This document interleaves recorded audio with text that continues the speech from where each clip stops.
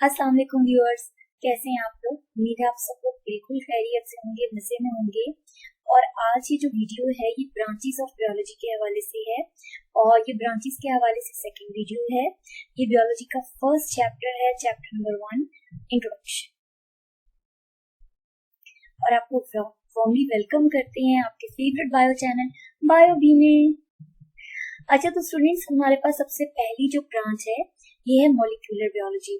ये बायोलॉजी की वो ब्रांच है जिसमें हम एक जानदार यानी कि एक ऑर्गेनिज्म और उसके सेल्स और उसके अंदर जो ऑर्गेनेलीज हैं, इन सब चीजों को हम मॉलिक्यूलर लेवल पर स्टडी करते हैं। तमाम के तमाम ऑर्गेनिजम्स हैं, सेल्स हैं, ऑर्गेनेलीज हैं, वो मॉलिक्यूल्स के बने हुए होते हैं, जैसा कि वाटर, जैसा कि ग्लूकोज, कार्बोहाइड्रेट्स, लिपिड्स, प्रोटीन्स। तो जब हम ये पढ़ते हैं कि एक जानदार में कौन कौन से मॉलिक्यूल्स हैं, वो कैसे हैं, क्या फंक्शन है, क्या उनकी केमिस्ट्री है, तो ये सारी चीजें मॉलिक्यूलर बायोलॉजी के अंडर आती हैं। बायोलॉजी की ये जो ब्रांच है इसको हम इन्वायरमेंटल बायोलॉजी कहते हैं। इसमें हम एक जानदार का रिलेशन पढ़ते हैं उसके माहौल के साथ। अच्छा, यहाँ पर एक क्वेश्चन अराइज हो जाता है कि हम एक जानदार का रिलेशन उसके माहौल के साथ इकोलॉजी में भी पढ़ते हैं, तो क्या डिफरेंस है इकोलॉजी में और इन्वायरमेंट में। तो याद रखिएगा कि बहुत मेजर डिफरेंस है। देखिए, फॉर एग्जांपल ये एक शेर है, ये जंगल में रहता है और ये जंगल में किस तरह से रहता है, किस तरह से खाना खाता है, ये कितना खुश रहता है। जब हम ये चीजें पढ़ रहे होते हैं इस शेर के हवाले से, तो हम इकोलॉजी को पढ़ते हैं। लेकिन जब हम ये पढ़ते हैं कि ये शेर एक जंगल में रहता है और इंसान जो हैं वो इस जंगल को काट रहे हैं, जंगल कम हो रहा है, जानवर जो हैं वो बेघर हो रहे हैं, उनकी लाइफ बुरे तरीके से डिस्टर्ब हो रही है, उनके पास रहने की जगह नहीं है, उनके पास खाने के लिए खाना नहीं है, पीने के लिए जब पानी पीने जाते हैं तो पानी जो है वो आलूदा है, क्योंकि इंसान क्या जो सीवरेज का पानी है वो उस पानी में मिल रहा है, जंगल कम हो रहे हैं। जब हम इन चीजों को मद्देनजर रखते हुए एक जानदार का रिलेशन पढ़ते हैं उसके माहौल के साथ, तो ये ब्रांच बायोलॉजी की कहलाती है इन्वायरमेंटल बायोलॉजी। इसमें हम जानदार के रिलेशन को स्पेशली ह्यूमन एक्टिविटीज के हवाले से जांचते हैं। बायोलॉजी की वो ब्रांच जिसमें हम माइक्रो ऑर्गेनिजम्स को स्टडी करते हैं माइक्रोबायोलॉजी कहलाती है। अच्छा, माइक्रो ऑर्गेनिजम्स क्या होते हैं।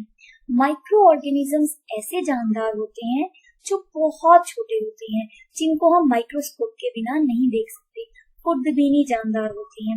इस तरह के जानदारों की स्टडी माइक्रोबायोलॉजी कहलाती है, जैसा कि बैक्टीरिया, वायरस, फंजाई, इस तरह के जानदार जो हम माइक्रोस्कोप से देखते हैं उनकी स्टडी माइक्रोबायोलॉजी कहलाती है। बायोलॉजी की ये जो ब्रांच है इसको हम कहते हैं फ्रेश वाटर बायोलॉजी।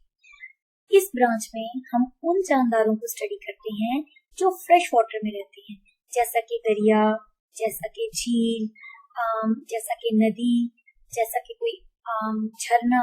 तो जो फ्रेश वाटर बॉडीज होती हैं, फ्रेश वाटर एक ऐसा पानी होता है जो हम इस्तेमाल कर सकते हैं। जब हम उन जानदारों को पढ़ते हैं जो ताज़ा पानी में रहते हैं, बायोलॉजी की ये ब्रांच फ्रेश वाटर बायोलॉजी कहलाती है। अच्छा, इसमें हम उस फ्रेश वाटर बॉडी के डिफरेंट फिजिकल और केमिकल पैरामीटर्स को भी जांचते हैं। फॉर एग्जांपल ये कि पानी की पीएच क्या है, पानी में ऑक्सीजन का लेवल क्या है, जो ये वाटर बॉडी है ये कितनी गहरी है, ये कितनी लंबी है। जब हम इन चीजों को स्टडी करते हैं तो ये सारी चीजें कहलाती हैं फ्रेश वाटर बायोलॉजी। बायोलॉजी की ये ब्रांच कहलाती है मैरीन बायोलॉजी, जिसमें हम समंदरों में मौजूद जानदारों को पढ़ते हैं। ठीक है, वो जानदार जो समंदर में रहते हैं, जो ओशंस में रहते हैं, जब हम उनको स्टडी करते हैं, this is called as marine biology. इसमें हम समंदर और या सी के जो फिजिकल और केमिकल पैरामीटर्स होते हैं उनको भी स्टडी करते हैं, जैसा कि अगर ये पानी है तो इसमें सॉल्यूट्स का लेवल क्या है, कौन कौन से सॉल्यूट्स मौजूद हैं, पीएच क्या है, ये वाटर बॉडी कितनी गहरी है, इसमें कौन कौन सी चीजें जो हैं वो जैसे डिफरेंट गैसेस हैं वो कितनी कंसंट्रेशन में मौजूद है, जो जानदारों की जिंदगी पर असरअंदाज हो रही हैं। इन सब चीजों को हम स्टडी करते हैं अलॉन्ग विद उस जिंदगी के जो इनमें पाई जाती है। तो जब समंदरों और ओशंस में रहने वाले जानदारों को हम स्टडी करेंगे, तो ये कहलाएगी मेरीन बायोलॉजी। अच्छा स्टूडेंट्स, एक बड़े मजे की बात है, अक्सर हम कभी सोचते हैं कि कौन सी चीज बड़ी है, सीज या ओशंस। तो याद रखिएगा, ओशंस बड़े होते हैं, सीज कंपैरेटिवली छोटे होते हैं।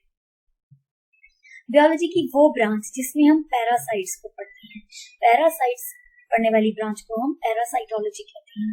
अच्छा पैरासाइट्स क्या होती है? पैरासाइट्स ऐसे जानदार होते हैं जो अपने होस्ट से खुराक लेते हैं, इस ब्रांच को हम पैरासाइटोलॉजी कहते हैं।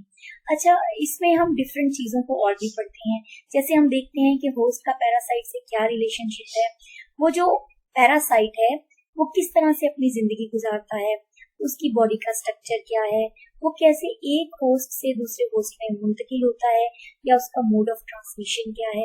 हम इन तमाम चीजों को पढ़ते हैं पैरासाइटोलॉजी में। और यहाँ पर ये मैंने एक पैरासाइट बनाया हुआ है, ये जो मॉस्किटो है, मच्छर, ये इंसान का एक्टो पैरासाइट है, यानी कि बॉडी के ऊपर है। बायोलॉजी की वो ब्रांच जिसमें हम इंसान को स्टडी करते हैं, ये कहलाती है ह्यूमन बायोलॉजी। अच्छा यहाँ पर देखिएगा, इसमें हम इंसान के हवाले से तमाम चीजें, जैसा कि इंसान की cytology, genetics, embryology, physiology, ecology, इसके अलावा एम्ब्रियोलॉजी, मॉर्फोलॉजी, एनाटॉमी, तमाम चीजें इंसान से रिलेटेड पढ़ती हैं। आपके मैंने एक और वीडियो भी अपलोड की हुई है ब्रांचेस ऑफ बायोलॉजी के हवाले से, वो तमाम ब्रांचेस इंक्लूडिंग आज की ब्रांच जब हम रिलेट करेंगे ह्यूमन के साथ, इंसान के साथ, तो वो ब्रांच कहलाएगी ह्यूमन बायोलॉजी। बायोलॉजी की वो ब्रांच जिसमें हम इंसान के सोशल बिहेवियर और कम्युनल लाइफ को पढ़ते हैं, ये कहलाती है सोशल बायोलॉजी। अच्छा सीधी सी बात है, इंसान अकेला नहीं रह सकता, इंसान जो है वो दूसरों के साथ खुश रहता है। तो जिसमें हम इंसानों की सोशल लाइफ को स्टडी करते हैं, उसके कम्युनल लाइफ को, कि वो ना सिर्फ अपनी स्पीशीज बल्कि दूसरी स्पीशीज के जानदारों के साथ कैसे रहता है, जब इन चीजों को पढ़ते हैं तो ये कहलाती है सोशल बायोलॉजी। बायोलॉजी की वो ब्रांच जिसमें हम लिविंग थिंग्स, उनके सिस्टम्स और प्रोसेसेस को मैन्युफैक्चरिंग और सर्विस इंडस्ट्री में इस्तेमाल करते हैं, ये ब्रांच कहलाती है बायोटेक्नोलॉजी। अच्छा देखिए, एक छोटी सी बात है, आजकल के दौर में डायबिटीज एक कॉमन मसला है, ठीक है, शुगर जो है वो बड़ा एक कॉमन मसला है, ठीक है। अच्छा उसका इलाज क्या है? इंसुलिन। ये इंसुलिन जो है वो हम फार्मास्यूटिकल कंपनीज में बनाते हैं, generally with the help of bacterias, ठीक है। तो जब हम इस तरह से किसी भी लिविंग थिंग को इस्तेमाल करते हुए, उसके सिस्टम, उसके प्रोसेस को इस्तेमाल करते हुए कोई चीज मैन्युफैक्चर करते हैं, यानी कि बनाते हैं, तो ये ब्रांच कहलाती है बायोटेक्नोलॉजी। इसी तरह से हम बैक्टीरियाज, जेनेटिकली इंजीनियर्ड बैक्टीरियाज को इस्तेमाल करके, उनके सिस्टम और प्रोसेसेस को इस्तेमाल करके एनवायरनमेंट में मौजूद पोल्यूशन को खत्म करते हैं, ये बायोलॉजी की ब्रांच कहलाती है बायोटेक्नोलॉजी। उम्मीद है स्टूडेंट्स आपको आज की ब्रांचेस अच्छे तरीके से समझ आ गई होंगी। अगर आपका कोई भी क्वेश्चन है तो आप पूछ सकते हैं। फॉर द टाइम बिंग हम कहेंगे एक दूसरे को खुदा हाफिज, बाय बाय।